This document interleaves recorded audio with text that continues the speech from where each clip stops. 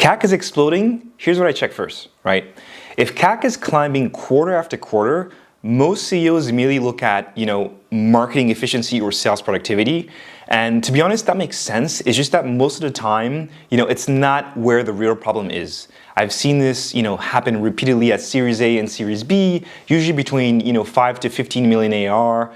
Essentially, the team is busy, pipeline looks full, spend keeps increasing, but net new ARR doesn't scale the way it should, right? This isn't a marketing problem. It's typically not even a sales execution problem too. A lot of time it's a go-to-market system-wide problem, right?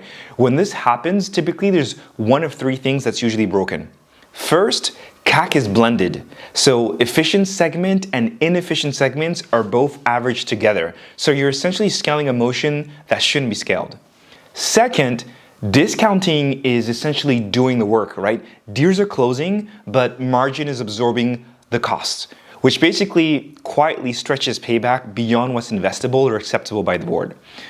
Third, expansion was assumed, right? So it was assumed but never materialized. So here you're in a situation where you're paying full acquisition costs upfront, expecting retention and upsell to justify it later, and when they don't, CAC payback suddenly looks unacceptable, right?